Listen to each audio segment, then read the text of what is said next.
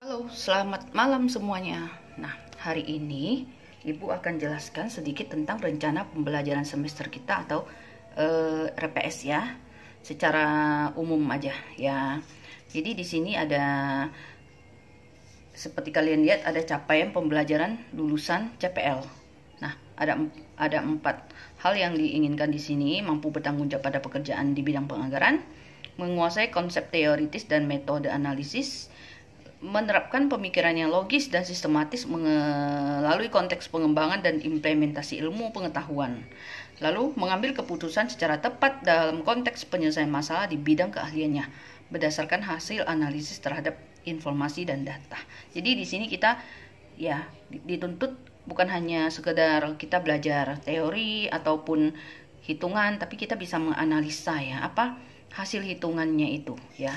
Kita lihat capaian pembelajarannya itu ada 9 ya, dimana yang pertama, mahasiswa mampu menjelaskan hubungan anggaran dengan bidang studi dan mengimplementasi proses anggaran.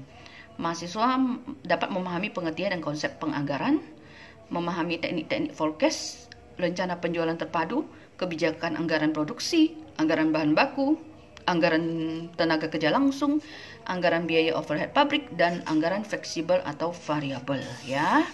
Lalu di sini ada sekitar 14 cakupan ya, dimana saya merangkum untuk pertemuan kita yang pertama ya.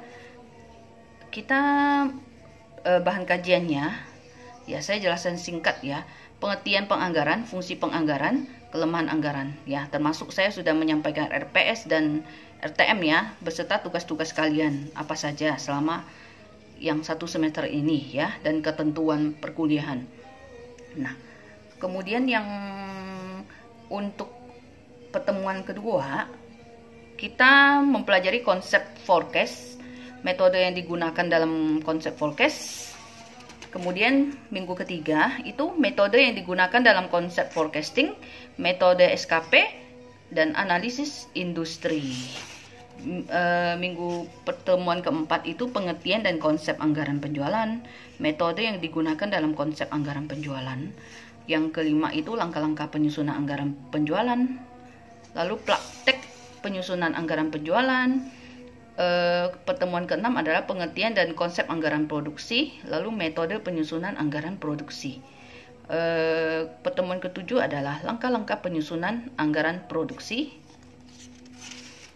kemudian praktek penyusunan anggaran produksi. Nah, setelah itu kita ujian tengah semester atau mid ya. Nah, kemudian untuk pertemuan ke-8 ya, minggu ke-8 ya, kita pelajari tentang pengertian dan konsep anggaran bahan baku dan jenis anggaran bahan baku. Minggu ke-9 adalah praktek penyusunan anggaran bahan baku. Pertemuan minggu ke-10 adalah pengertian dan konsep anggaran tenaga kerja dan anggaran tenaga kerja langsung. Kemudian pertemuan ke-11 adalah praktek penyusunan anggaran tenaga kerja langsung, dan pertemuan ke-12 adalah pengertian dan konsep anggaran BOP sama pengawasan BOP ya. Kemudian untuk pertemuan yang minggu ke-13 adalah harga pokok produksi, praktek penyusunan anggaran BOP. Dan untuk pertemuan yang minggu ke-14 adalah hubungan kegiatan operasi dengan biaya, perilaku biaya, rumusan biaya semi variabel. Kemudian terakhir adalah ujian akhir semester. Oh iya, untuk buku sudah saya minta fotokopi sebelumnya ya, dimana kita masih menggunakan buku wajibnya Gunawan Adi Saputro ya. Nah, terutama yang Gunawan Adi Saputro dan Marwan Asri ya, untuk mata kuliah anggaran perusahaan. Kemudian saya ada tambahan modul ya untuk kalian pelajari, baca, pelajari, pahami untuk menambah mendukung ya kan. Lalu ada soal-soal kasus, soal latihan ya. Kita sistemnya teori dulu, kemudian latihan soal 1, kemudian kita kerjakan soal latihan sama-sama, lalu bahas sama-sama ya, seperti itu sistemnya ya.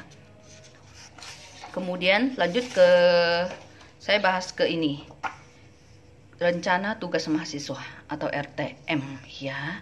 di sini saya objeknya itu dari referensi dari literatur dan informasi dari internet bisa, dan dari pemahaman kalian sendiri bisa.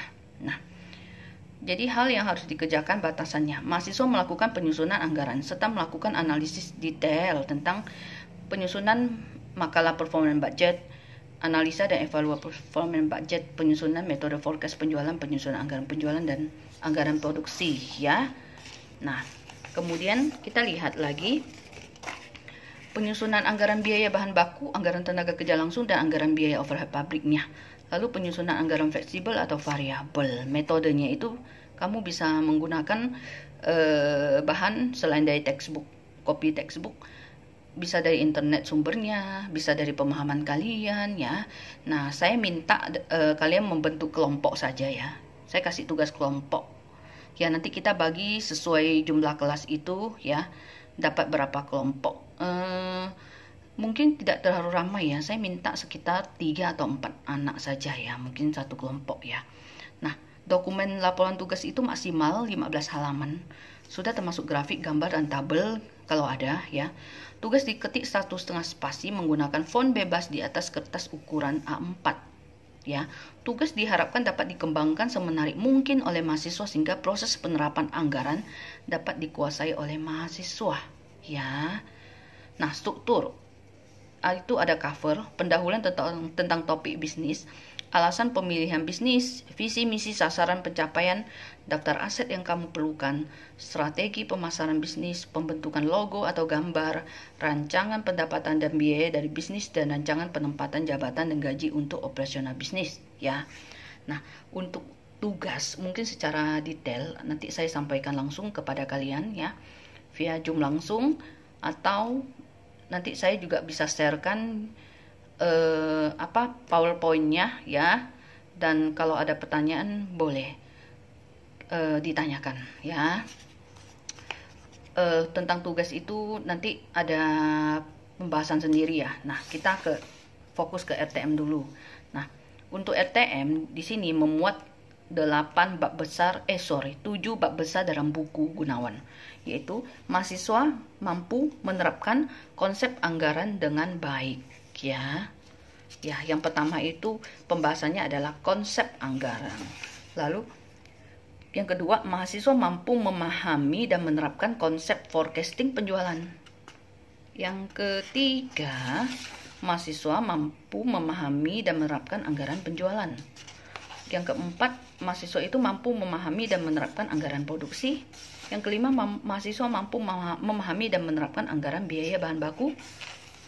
Ya, yang kelima, mahasiswa memahami dan menerapkan anggaran biaya tenaga kerja langsung.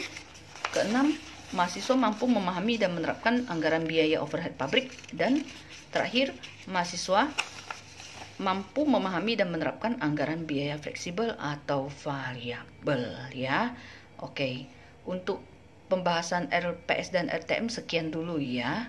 Terima kasih, nanti di bab selanjutnya saya lanjutkan ke pembahasan buku ya, dan ada thread tersendiri tentang pembahasan tugas ya. Oke, terima kasih, selamat malam.